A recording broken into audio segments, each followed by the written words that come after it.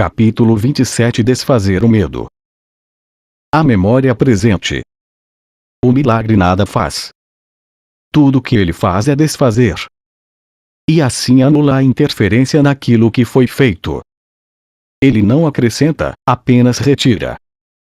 E o que retira já se foi há muito, mas tendo sido guardado na memória, parece ter efeitos imediatos. Esse mundo acabou há muito tempo. Os pensamentos que o fizeram já não estão mais na mente que os pensou e os amou por um breve período de tempo. O milagre apenas mostra que o passado se foi e o que se foi verdadeiramente não tem efeitos. A lembrança de uma causa só pode produzir ilusões da sua presença, não efeitos. Todos os efeitos da culpa já não estão mais aqui. Pois a culpa terminou. Com a sua passagem, foram-se também as suas consequências, deixadas sem uma causa.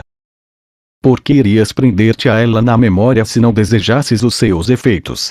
O lembrar é tão seletivo quanto a percepção, sendo o tempo passado da percepção. É a percepção do passado como se ele estivesse ocorrendo agora e ainda estivesse presente para ser visto. A memória, como a percepção, é uma habilidade inventada por ti para tomar o lugar do que Deus te deu na tua criação. E, como todas as coisas que fizeste, pode ser usada para servir a outro propósito e para ser um meio para alguma outra coisa. Ela pode ser usada para curar e não para ferir, se desejares que assim seja. Nada do que é empregado para curar representa um esforço para fazer qualquer coisa que seja. É um reconhecimento de que não tens quaisquer necessidades que signifiquem que alguma coisa tenha que ser feita. É uma memória não seletiva, que não é usada para interferir com a verdade. Todas as coisas que o Espírito Santo pode empregar para curar foram dadas a ele, sem o conteúdo e os propósitos para os quais foram feitas. Elas são apenas habilidades sem uma aplicação. Elas aguardam para serem usadas. Elas não são dedicadas a coisa alguma e não têm nenhum objetivo. O Espírito Santo, de fato, pode fazer uso da memória, pois o próprio Deus está lá. Entretanto, essa não é uma memória de eventos passados, mas apenas de um estado presente.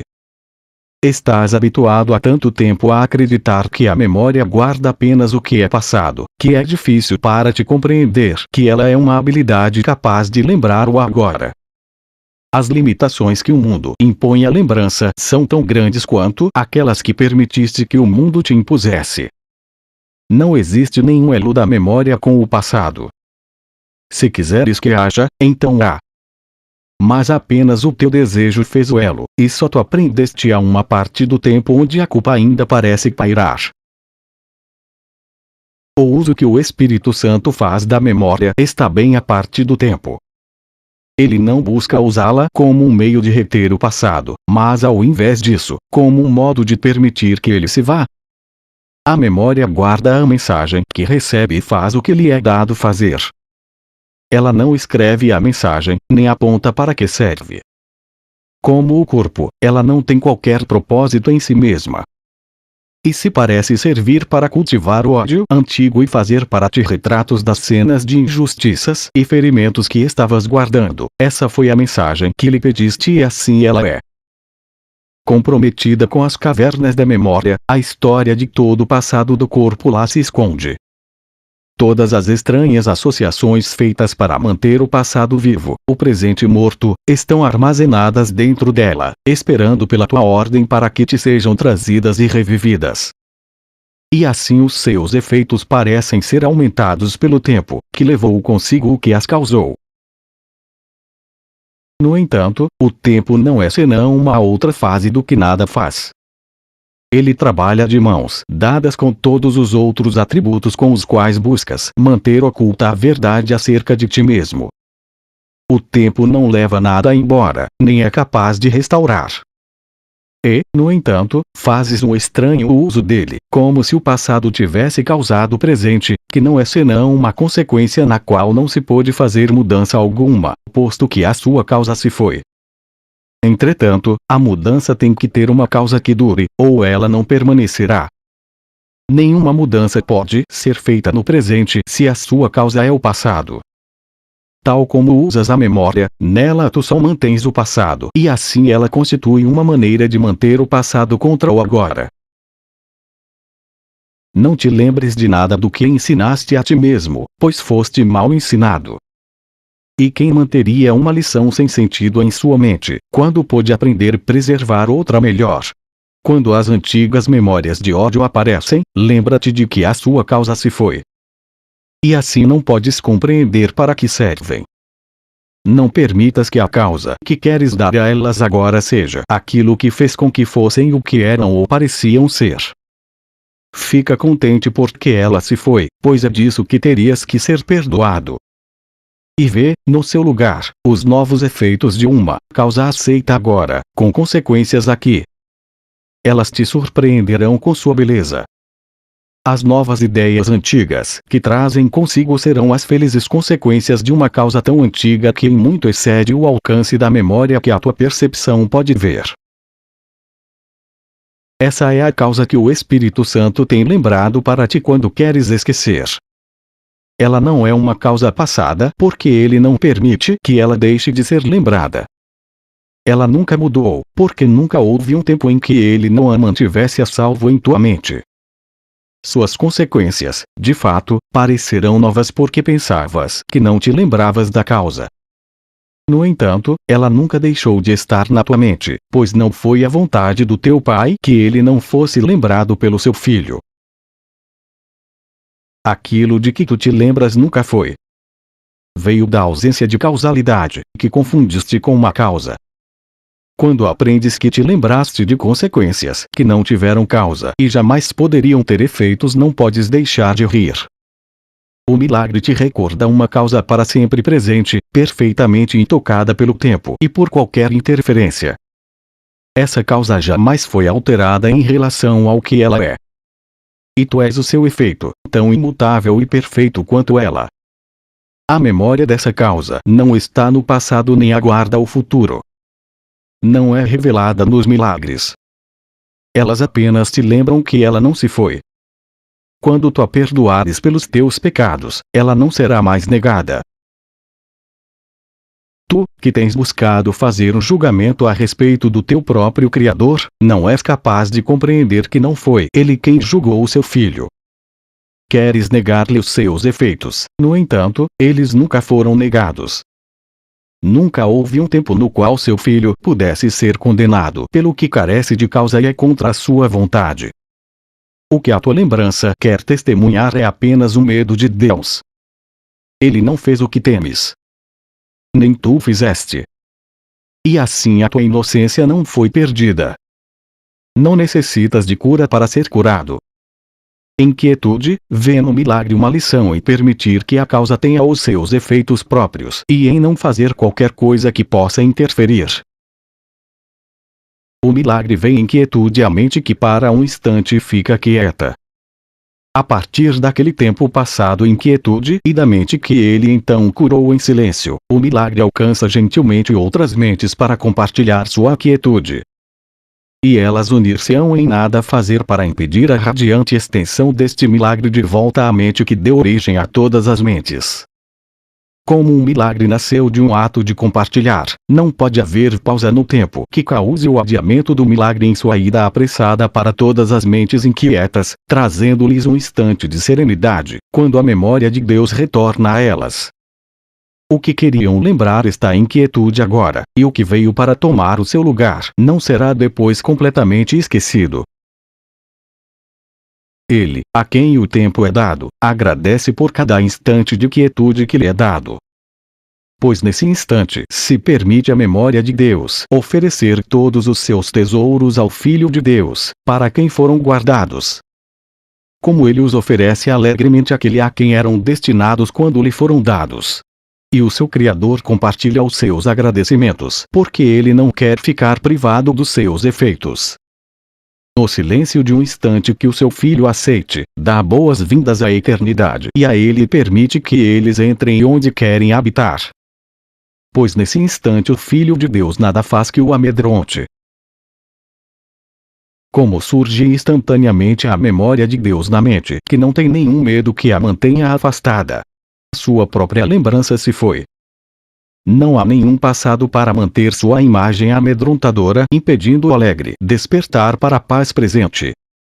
As trombetas da eternidade ressoam através da serenidade, entretanto, não a perturbam. E o que é lembrado agora não é o medo, mas a causa, e o medo foi feito para não deixar que ela fosse lembrada e para desfazê-la. A serenidade fala em sons gentis do amor que o Filho de Deus recorda de um tempo anterior, antes que a sua própria lembrança se interpusesse entre o presente e o passado, tomando-os inaudíveis. Agora, o Filho de Deus está afinal ciente da causa presente e de seus efeitos benignos. Agora ele compreende que o que fez não tem causa, não tendo quaisquer efeitos. Ele nada fez. E ao ver isso compreende que nunca teve necessidade de fazer coisa alguma e nunca fez. A sua causa é os seus efeitos.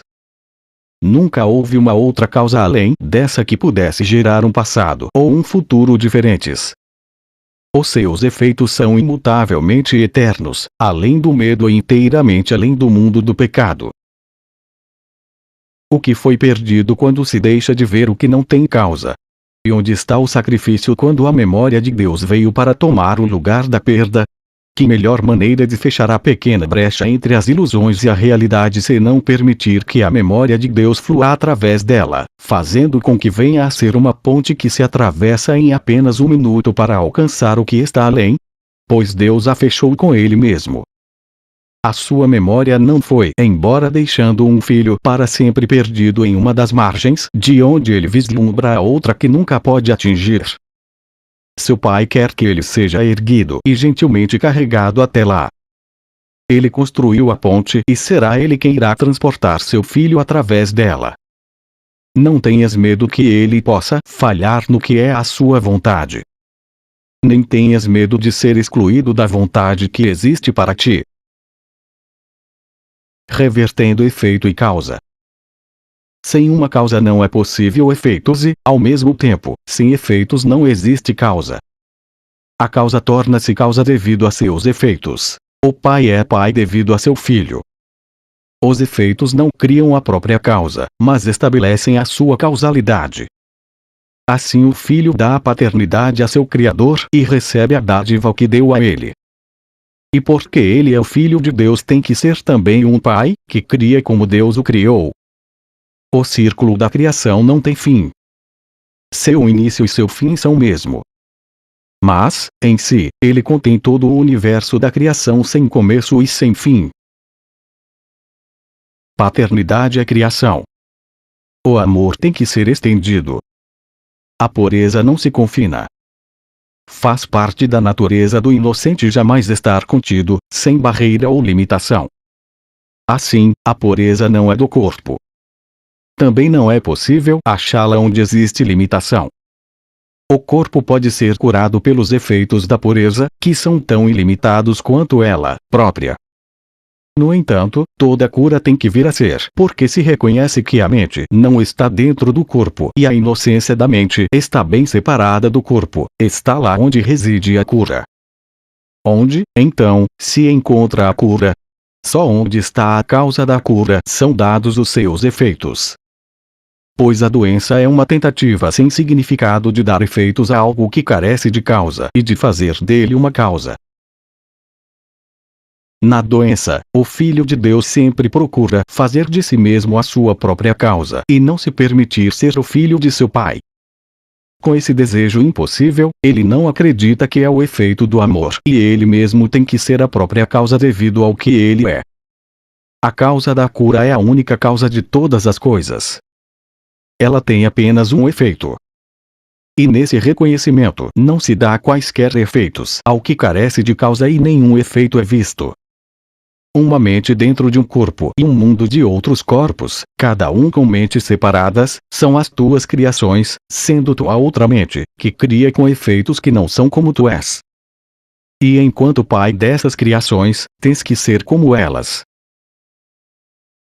Não aconteceu absolutamente nada, exceto o fato de que tu te puseste a dormir e tiveste um sonho no qual eras um estranho para ti mesmo e apenas uma parte do sonho de alguma outra pessoa.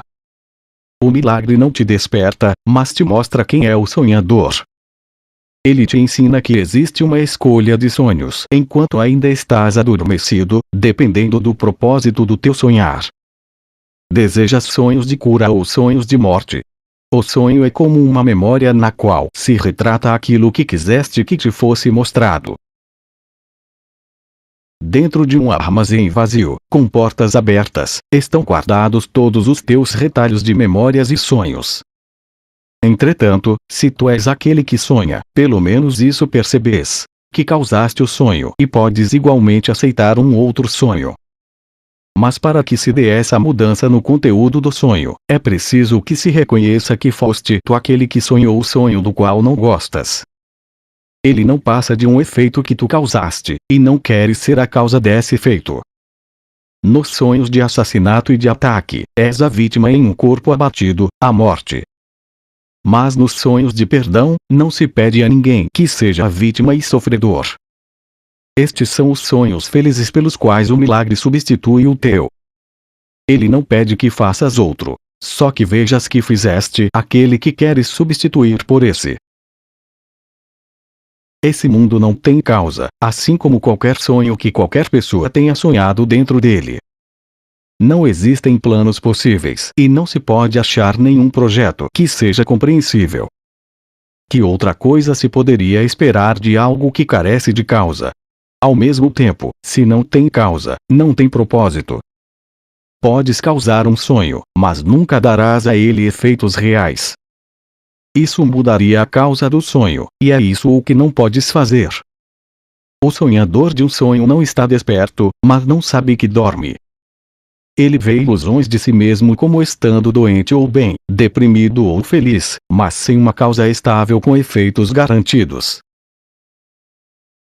O milagre estabelece que tu estás sonhando um sonho e que o seu conteúdo não é verdadeiro. Esse é um passo crucial para se lidar com ilusões. Ninguém tem medo delas quando percebe que as inventou. O medo mantinha-se em seu lugar porque ele não havia visto que era o autor do sonho e não uma de suas figuras. Ele dá a si mesmo as consequências que sonha ter dado a seu irmão. E é apenas isso o que o sonho juntou e ofereceu a ele, para mostrar-lhe que os seus desejos foram realizados. Assim ele teme o próprio ataque, mas o vê nas mãos de outrem. Como vítima, sofre em função dos efeitos do ataque, mas não do que o causou. Ele não foi o autor do próprio ataque, e é inocente em relação ao que causou. O milagre nada faz senão mostrar-lhe que ele não fez nada. O que ele teme é uma causa sem as consequências que fariam dela uma causa. E, portanto, isso nunca existiu. A separação teve início com o sonho de que o pai foi destituído de seus efeitos e ficou impotente para mantê-las, já que não era mais o seu criador. No sonho, o sonhador fez a si próprio. Mas o que ele fez voltou-se contra ele tomando o papel de seu criador, como tinha feito o sonhador. Assim como ele odiou o seu criador, as figuras no sonho o odiaram. O seu corpo é escravo dessas figuras, do qual abusam porque os motivos que ele conferiu ao corpo elas adotaram como seus próprios. E odeiam o corpo pela vingança que ele quer fazer com que recaia sobre elas. Mas é a vingança dessas figuras em relação ao corpo que parece provar que o sonhador não poderia ter sido o autor do sonho. O efeito e a causação, em primeiro lugar, separados e depois revertidos de tal modo que o efeito venha a ser uma causa e a causa um efeito. Esse é o passo final da separação, com o qual a salvação, que procede no sentido oposto, começa. Esse passo final é um efeito do que aconteceu anteriormente, mas aparece como causa. O milagre é o primeiro passo na devolução à causa da função da causalidade, não do efeito. Pois essa confusão produziu o sonho e enquanto ela durar o despertar será temido. O chamado para o despertar também não será ouvido, porque parece ser o chamado para o medo. Como toda lição que o Espírito Santo solicita que aprendas, o milagre é claro. O milagre demonstra o que ele quer que aprendas e que os seus efeitos são aquilo que tu queres. Nos seus sonhos de perdão, os efeitos dos teus são desfeitos. Inimigos odiados são percebidos como amigos com intenção misericordiosa. A sua inimizade é vista agora como não tendo causa, porque eles não a fizeram. E podes aceitar o papel de autor do seu ódio, porque vês que ele não tem quaisquer efeitos. Agora estás livre dessa parte do sonho. O mundo é neutro e os corpos que ainda parecem se movimentar como coisas separadas não precisam ser temidos. E assim eles não estão doentes. O milagre devolve a causa do medo a ti que a fizeste. Mas ele mostra também que, não tendo efeitos, não é uma causa, porque a função da causalidade é ter efeitos. E onde os efeitos se formam, não há causa. Assim o corpo é curado pelos milagres, porque eles mostram que foi a mente que fez a doença e empregou o corpo como vítima ou efeito do que fez. Entretanto, meia lição não ensinará ao todo. O milagre será inútil se aprenderes somente que o corpo pode ser curado, pois não é essa a lição que ele foi enviado a ensinar. A lição mostra que a mente que pensou que o corpo pudesse estar doente é que estava doente. A projeção da culpa da mente para fora nada causou e não teve quaisquer efeitos. Esse mundo está cheio de milagres. Eles estão em silêncio radiante ao lado de cada sonho de dor e de sofrimento, de pecado e de culpa. Eles são a alternativa para o sonho, a escolha de ser o sonhador ao invés de negar o papel ativo na invenção do sonho. Eles são os efeitos felizes de trazer de volta a consequência da doença à sua causa. O corpo é liberado porque a mente reconhece: isso não está sendo feito a mim, mas eu estou fazendo isso.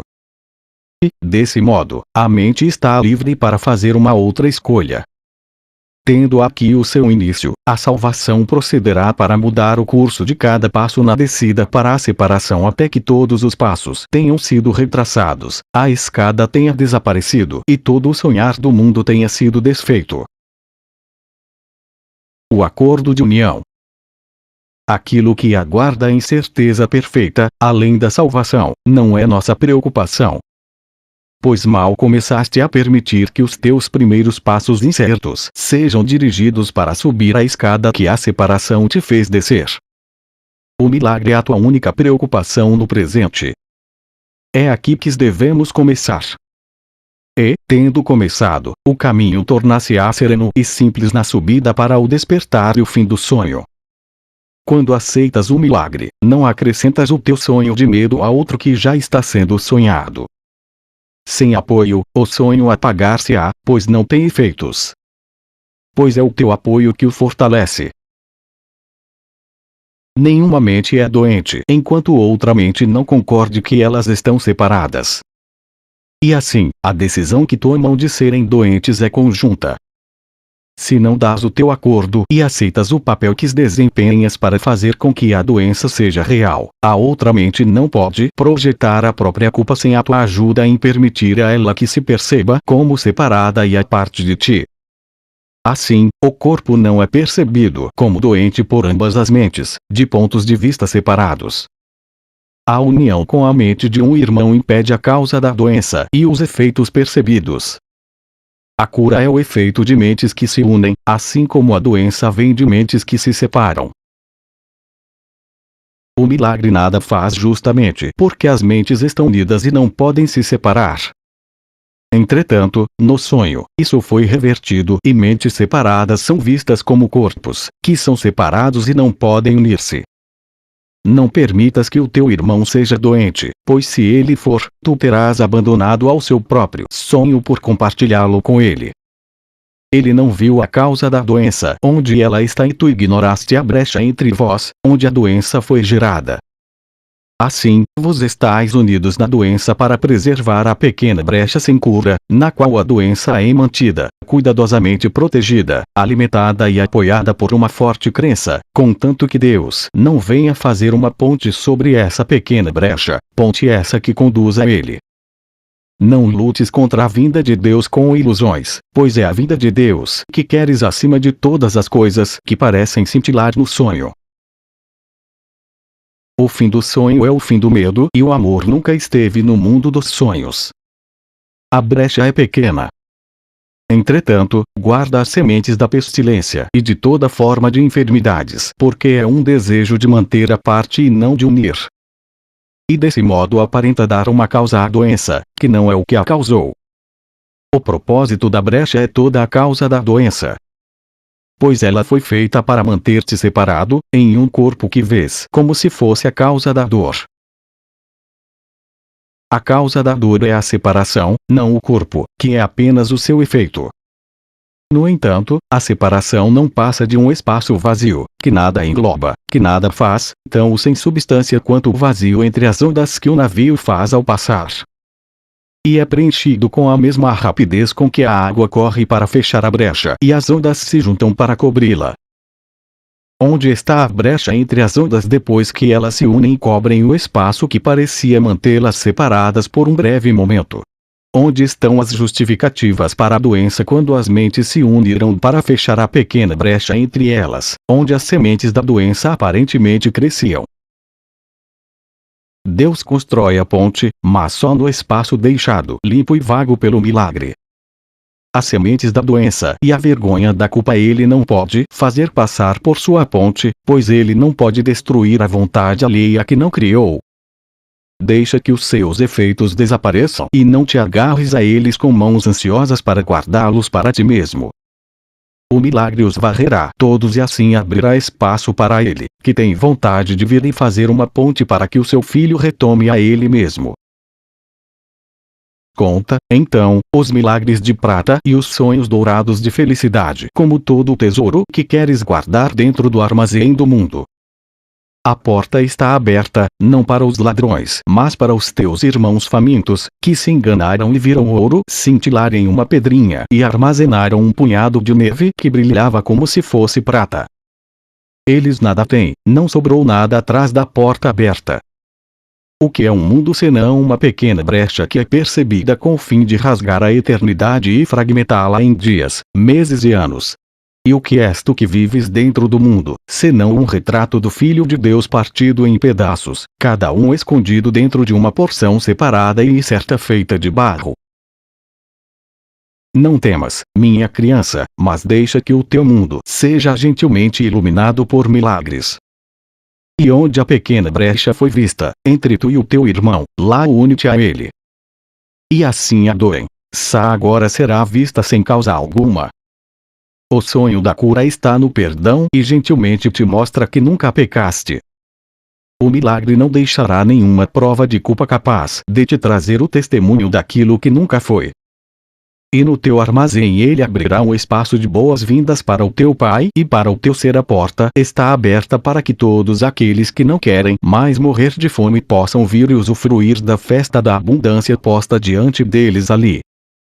E encontrar-se-ão com os teus hóspedes, que o milagre convidou para que viessem a ti.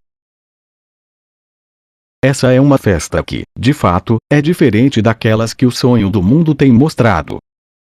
Pois aqui, quanto mais cada um recebe, mais fica para todos os outros compartilharem. Os hóspedes trouxeram com eles um suprimento ilimitado. E ninguém é privado de nada nem é capaz de privar. Aqui está uma festa que o pai coloca diante do seu filho e compartilha com ele igualmente.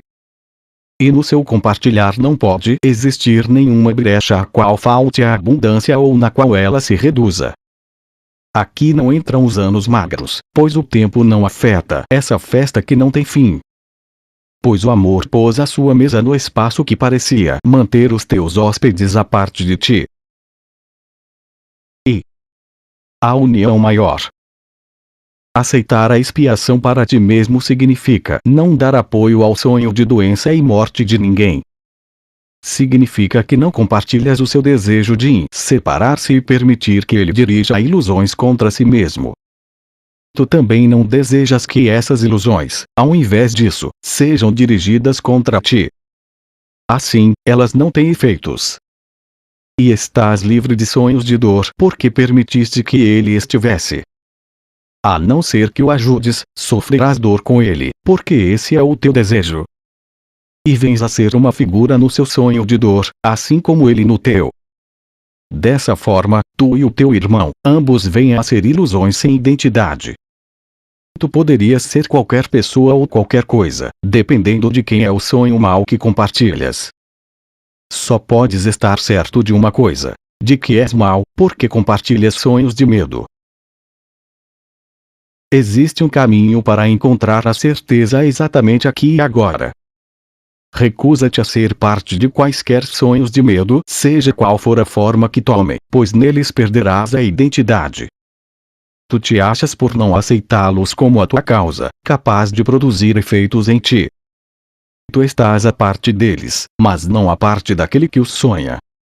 Assim, separas o sonhador do sonho, e te unes a um, mas deixas que o outro se vá. O sonho não é senão uma ilusão na mente. E com a mente queres unir-te, mas nunca com o sonho. É o sonho que temes e não a mente. Tu os vês como um mesmo porque pensas que tu és apenas um sonho. E o que é real e o que em si mesmo é apenas uma ilusão, tu não sabes e nem és capaz de distinguir entre um e outro. Como tu, o teu irmão pensa que ele é um sonho. Não compartilhes a sua ilusão a respeito de si próprio, pois a tua identidade depende da sua realidade. Ao invés disso, pensa nele como uma mente na qual as ilusões ainda persistem, mas uma mente que é tua irmã. Ele não é teu irmão em função daquilo que sonha, nem é o corpo herói do sonho, o teu irmão. É a sua realidade que é o teu irmão, assim como a tua para com ele. A tua mente e a sua estão unidas em fraternidade. O seu corpo e os seus sonhos apenas parecem fazer uma pequena brecha, onde os teus uniram-se aos céus. No entanto, entre as vossas mentes não existe nenhuma brecha. Unir-te aos sonhos do teu irmão é, na verdade, não encontrá-lo, porque os seus sonhos separar-se-iam de ti. Portanto, libera-o, simplesmente reivindicando a fraternidade, ao invés dos sonhos de medo. Permite que ele reconheçam quem ele é, não dando apoio às ilusões do teu irmão por meio da tua fé, pois se o fizeres, terás fé nas tuas. Com fé nas tuas ilusões, ele não será liberado se tu és mantido em cativeiro, preso aos seus sonhos. E sonhos de medo assombrarão a pequena brecha habitada apenas por ilusões, que tu apoiaste na mente do teu irmão. Fica certo de que se fizeres a tua parte ele fará a sua, pois ele se unirá a ti aonde tu estás. Não chames por ele para que venha encontrar-te na brecha que está entre vós, ou terás que acreditar que a brecha é a tua realidade bem como a sua. Não podes fazer a parte do teu irmão, mas é isso o que fazes quando te tornas uma figura passiva nos seus sonhos em vez de ser o sonhador do teu próprio sonho. A identidade nos sonhos não tem significado, porque o sonhador e o sonho são um só. Quem compartilha um sonho tem que ser o sonho que compartilha, porque pelo compartilhar se produz uma causa. Tu compartilhas a confusão e és confuso, pois nessa brecha não existe nenhum ser estável. O que é um mesmo parece ser diferente, porque o que é um mesmo parece ser distinto. Os seus sonhos são teus porque permites que sejam. Mas, se removesses os teus, ele ficaria livre deles e dos seus próprios também. Os teus sonhos são testemunhas dos seus e os seus atestam a verdade dos teus. Entretanto, se vês que não existe verdade nos teus, os seus desaparecerão e ele compreenderá o que deu origem ao sonho. O Espírito Santo está nas mentes de ambos e ele é um porque não existe nenhuma brecha que separe a sua unicidade de si própria. A brecha entre os vossos corpos não importa, pois o que é unido nele é sempre uno. Ninguém é doente se alguém aceita a própria união com ele. O seu desejo de ser uma mente doente e separada não pode continuar sem uma testemunha ou uma causa. E ambas se vão se alguém quer ser unido a ele. Ele tem sonhos nos quais estava separado do seu irmão, o qual, ao não compartilhar o seu sonho, deixou vago espaço entre eles. E o Pai vem para unir-se a seu Filho, a quem o Espírito Santo se une e o A função do Espírito Santo é tomar o retrato quebrado do Filho de Deus e colocar as partes no lugar outra vez. Esse retrato santo, inteiramente curado, ele estende a cada pedaço separado que pensa ser um retrato em si mesmo. A cada um deles, ele oferece a identidade que lhe é devida, aquela que o retrato total representa ao invés de apenas uma pequena parte quebrada que ele insistia ser ele próprio. E quando ele vir esse retrato, reconhecerá a si mesmo. Se não compartilhas o sonho mau do teu irmão, esse é o retrato que o milagre irá colocar dentro da pequena brecha, limpa de todas as sementes de doença e pecado. E aqui o pai irá receber o seu filho, porque o seu filho foi benevolente para consigo mesmo. Graças te dou, Pai, sabendo que virás para fechar cada pequena brecha que existe entre os pedaços quebrados do teu Filho Santo. A tua santidade, completa e perfeita, está em cada um deles. E eles estão unidos, porque o que está em um está em todos. Como é santo o menor dos grãos de areia, quando ele é reconhecido como parte do retrato completo do Filho de Deus. As formas que os pedaços quebrados parecem tomar nada significam. O todo está em cada um. E cada aspecto do Filho de Deus é exatamente o mesmo que qualquer outra parte. Não te unas aos sonhos do teu irmão, mas une-te a ele, e aonde te unes ao seu filho, lá está o Pai. Quem busca substitutos quando percebe que nada perdeu? Quem iria querer os benefícios da doença quando recebeu a felicidade simples da saúde? O que Deus deu não pode ser perda e o que não pertence a ele não tem efeitos. O que, então, irias tu perceber dentro dessa brecha? As sementes da doença vêm da crença em que existe alegria na separação e desistir dela seria um sacrifício. Mas, quando não insistes em ver na brecha o que não está lá, os milagres são o resultado. A tua disponibilidade para deixar que as ilusões desapareçam é tudo o que aquele que cura o Filho de Deus requer. Ele colocará um milagre da cura aonde estavam as sementes da doença. E não haverá nenhuma perda, apenas ganho. A alternativa para os sonhos de medo. Qual é o sentido da doença senão um sentido de limitação? De um rompimento e de uma separação? Uma brecha que é percebida entre tu e o teu irmão e o que é agora visto como saúde? E assim o que é bom é visto como se estivesse do lado de fora, o mal do lado de dentro. E assim a doença separa o ser do que é bom e mantém o mal dentro dele. Deus é a alternativa para os sonhos de medo. Aqueles que os compartilham não podem nunca compartilhar em Deus. Mas aqueles que recusam que as suas mentes compartilhem esses sonhos, estão compartilhando-o. Não existe nenhuma outra escolha. A não ser que tu compartilhes de algo, nada pode existir. E existes porque Deus compartilhou a sua vontade contigo para que a sua criação pudesse criar. É o compartilhar dos sonhos maus de ódio e malícia, amargura e morte, pecado e sofrimento, dor e perda que faz com que eles sejam reais. Sem o compartilhar, são percebidos como sem significado. O medo retira-se deles porque tu não lhes deste o teu apoio. No amor não existe medo, porque não existem outras alternativas além destas. Onde um aparece, o outro desaparece. E aquele que compartilhas vem a ser o único que tens. Tu tens aquele que aceitas porque é o único que desejas terça-feira. Tu não compartilhas nenhum sonho mau se perdoas o sonhador e percebes que ele não é o sonho que fez. E assim ele não pode ser uma parte do teu, do qual ambos estão livres. O perdão separa o sonhador do sonho mau e assim o libera. Lembra-te que, se compartilhas um sonho mau, acreditarás que és o sonho que compartilhas. E temendo-o, não quererás conhecer a tua própria identidade, porque pensas que ela é amedrontadora. E negarás o teu ser e caminharás sobre uma terra estranha que o teu Criador não fez, onde parecerás ser algo que não és. Tu farás uma guerra com o teu ser que parece ser teu inimigo, e atacarás o teu irmão, como parte daquilo que odeias. Não há meio termo.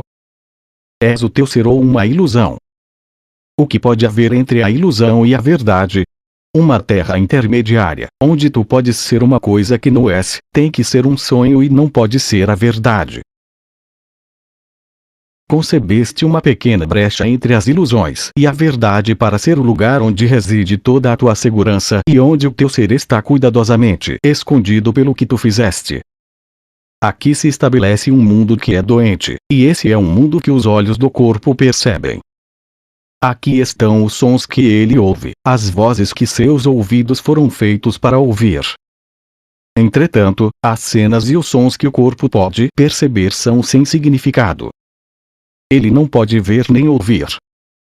Ele não sabe o que é ver, para que serve ouvir. Ele é tão pouco capaz de perceber como de julgar, compreender ou conhecer. Seus olhos são cegos, seus ouvidos surdos. Ele não é capaz de pensar e, portanto, não pode ter efeitos. Existe algo que Deus tenha criado para ser doente. E o que pode existir que ele não tenha criado? Não deixes que os teus olhos contemplem um sonho, que os teus ouvidos testemunhem uma ilusão. Eles foram feitos para contemplar o mundo que não está presente, para ouvir vozes que não podem produzir som algum. Entretanto, existem outros sons e outras cenas que podem ser vistos, ouvidos e compreendidos. Pois os olhos e os ouvidos são sentidos sem sentido, e o que veem ou ouvem, eles apenas relatam. Quem ouve e vê não são eles, mas tu, que juntas cada peça recortada, cada fiapó sem sentido e cada farrapo de evidência e fazes um testemunho do mundo que queres. Não permitas que os olhos e ouvidos do corpo percebam esses fragmentos incontáveis vistos dentro da brecha que imaginaste que eles persuadam seu autor de que as suas imaginações são reais. A criação prova a realidade porque compartilha a função que toda a criação compartilha. Ela não é feita de estilhaços de vidro, um pedaço de pau, talvez um fio ou dois, tudo isso reunido para atestar a sua verdade. A realidade não depende disso. Não existe nenhuma brecha que separe a verdade dos sonhos e das ilusões. A verdade não deixou qualquer espaço para eles em lugar algum e em tempo algum. Pois ela preenche todo lugar e todo o tempo e faz com que sejam totalmente indivisíveis. Tu, que acreditas que existe uma pequena brecha entre tu e o teu irmão, não vês que é aqui que ambos estão como prisioneiros, em um mundo percebido como se estivesse existindo aqui. O mundo que vês não existe, porque o lugar onde o percebes não é real. A brecha é cuidadosamente escondida na névoa e retratos nebulosos surgem para cobri-la com formas vagas e incertas e figuras mutáveis, para sempre sem substância e sem segurança. Entretanto, na brecha não há nada. Se não existem segredos terríveis e túmulos escuros onde o terror surge dos ossos da morte. Olha para a pequena brecha e contempla a inocência e o espaço vazio onde não há nenhum pecado, pois é isso o que verás dentro de ti mesmo quando tiveres perdido o medo de reconhecer o amor. Os votos secretos. Quem pune o corpo é insano. Pois aqui a pequena brecha é vista e apesar disso, não está aqui. O corpo não julgou a si mesmo, e também não fez com que ele próprio fosse o que não é. Ele não busca fazer da dor uma alegria, nem procura prazer duradouro no pó. Ele não te diz qual é o seu propósito e não é capaz de compreender para que serve. Ele não faz vítimas porque não tem vontade, não tem preferências e não tem dúvidas. Ele não tenta imaginar o que ele é. E, portanto, não tem necessidade de ser competitivo. Ele pode ser vitimizado, mas não pode, ele próprio, sentir-se vítima. Ele não aceita nenhum papel, mas faz apenas o que lhe é dito, sem ataque. De fato, não faz sentido tornar algo que é incapaz de ser responsável pelo que é visto e culpá-lo pelos sons dos quais tu não gostas, apesar do corpo não poder ouvir. Ele não sofre pela punição que lhe impões porque não tem sentimento. Ele se comporta como tu queres, mas nunca faz a escolha. Ele não nasce e não morre. Ele não pôde fazer outra coisa senão seguir sem objetivo o caminho no qual foi colocado. e se esse caminho é mudado, ele caminha com a mesma facilidade por outro. Ele não toma partidos e não julga a estrada pela qual viaja. Ele não percebe nenhuma brecha porque não odeia. Ele pode ser usado para o ódio, mas não pode se fazer odioso por isso. A coisa que tu odeias e temes, abominas e queres, o corpo não conhece. Tu envias adiante para buscar a separação e ser separado. E então odeias, não pelo que ele é, mas pelo uso que tens feito dele. Tu te retrais em função do que ele vê e do que ele ouve, e odeias a sua fragilidade e pequenez. E desprezas os seus atos, mas não os teus próprios. Ele vê e age por ti. Ele ouve a tua voz. E ele é frágil e pequeno pelo teu desejo. Ele parece te punir e assim merece o teu ódio pelas limitações que ele te traz. Entretanto, foste tu que fizeste dele um símbolo das limitações que queres que a tua mente tenha, veja e mantenha. O corpo representa a brecha entre a pequena parte da mente que chamas de tua e todo o resto do que é realmente teu. Tu odeias, no entanto, pensas que ele é o teu ser, e que sem ele, o teu ser perder-se-ia. Esse é o voto secreto que fizeste com cada irmão que quer caminhar à parte.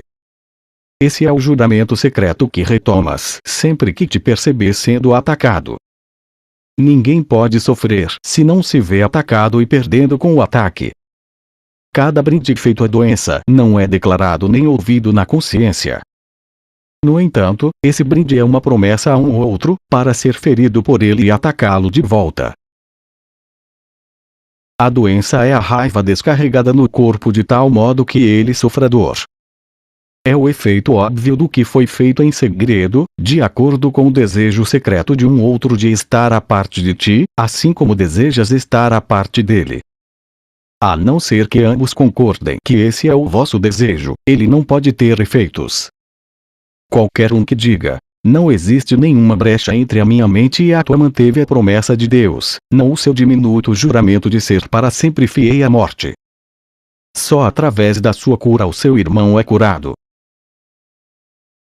Permite que seja esse o teu acordo com cada um, que sejas um com ele e não um ser à parte.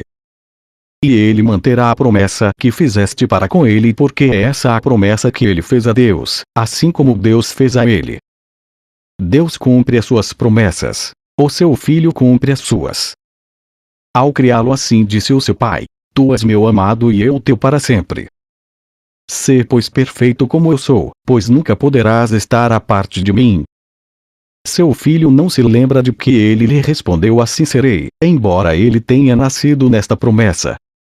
No entanto, Deus lhe lembra dessa promessa todas as vezes que ele não compartilha uma promessa de ficar doente, mas deixa a sua mente ser curada e unificada. Os seus votos secretos são impotentes diante da vontade de Deus, cujas promessas ele compartilha. E aquilo que ele usa para substituí-las não é sua vontade, ele que se prometeu a Deus. A Arca da Segurança. Deus nada pede e o seu filho, assim como ele nada precisa pedir. Pois nele não existe nenhuma falta. Um espaço vazio, uma pequena brecha, seria uma falta. E é somente lá que ele poderia querer alguma coisa que não tem. Um espaço onde Deus não está, uma brecha entre o Pai e o Filho não é a vontade de nenhum dos dois, que prometeram ser um só. A promessa de Deus é uma promessa a si mesmo, e não existe ninguém que possa ser infiel ao que é vontade de Deus como parte do que ele é. A promessa de que não existe nenhuma brecha entre ele e o que ele é não pode ser falsa. Que vontade pode intervir entre o que é necessariamente uno e em cuja integridade não pode haver nenhuma brecha? A bela relação que mantens com todos os teus irmãos é uma parte de ti mesmo porque é uma parte do próprio Deus.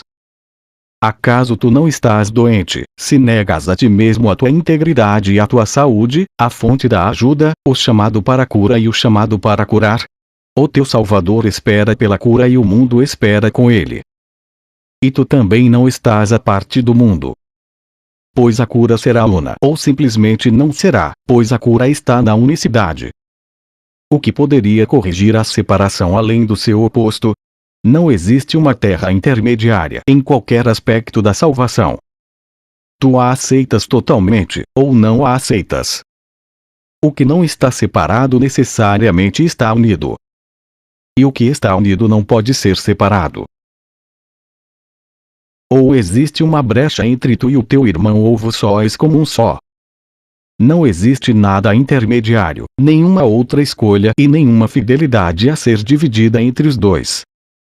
Uma fidelidade dividida é apenas ausência de fé para com ambos e apenas te coloca no turbilhão, a agarrar-te incertamente a qualquer palha que pareça conter uma promessa de alívio. Entretanto, quem pode construir sua casa sobre a palha e contar com ela como abrigo contra o vento? O corpo pode tornar-se um abrigo como esse, porque a ele falta o fundamento na verdade.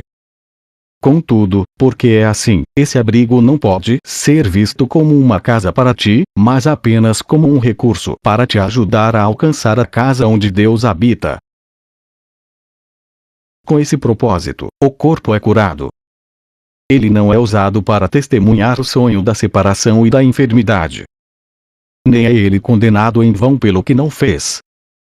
Ele serve para ajudar a cura do Filho de Deus e para esse propósito não pode estar doente. Ele não irá unir-se a um propósito que não seja o teu próprio, e tu escolheste que ele não fique doente. Todos os milagres se baseiam nesta escolha e te são dados no instante em que ela é feita. Nenhuma forma de doença está imune, porque a escolha não pode ser feita em termos de forma. A escolha da doença parece ser uma escolha de forma, no entanto, ela é uma só, assim como o seu oposto. E tu estás doente ou saudável correspondentemente. Mas nunca estás sozinho. Esse mundo é apenas um sonho segundo o qual podes estar sozinho e podes pensar sem afetar aqueles que estão à parte de ti. Estar sozinho necessariamente significa estar à parte, e se estás, só podes estar doente. Isso parece provar que não podes deixar de estar à parte.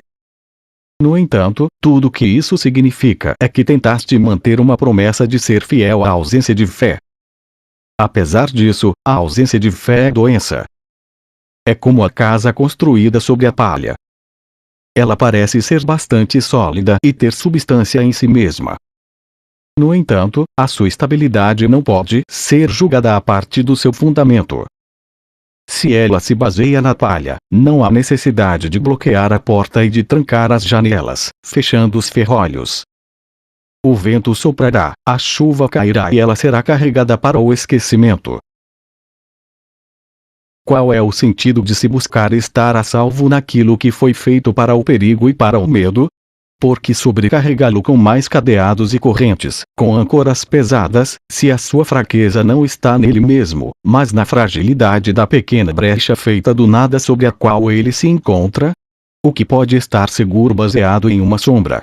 Irias tu construir a tua casa sobre algo que se desmoronaria sob o peso de uma pluma? A tua casa é construída sobre a saúde do teu irmão, sobre a sua felicidade, a sua impecabilidade, e sobre tudo o que o seu pai prometeu a ele. Nenhuma promessa secreta que tenhas feito no lugar daquela abalou o fundamento da sua casa. Os ventos soprarão sobre ela e a chuva cairá, mas sem efeito algum. O mundo será levado pelas águas e, no entanto, essa casa não cairá, pois a sua força não está apenas em si mesma. Ela é uma arca de segurança, que se baseia na promessa de Deus de que o seu filho está para sempre a salvo nele. Que brecha pode interpor-se entre a segurança deste abrigo e a sua fonte? Daqui, o corpo pode ser visto como é, nada mais nada menos do que o valor que ele tem na medida em que pode ser usado para liberar o Filho de Deus para a sua própria casa. E com esse propósito santo ele vem a ser um lar de santidade por um momento breve, porque compartilha a vontade do teu Pai para contigo.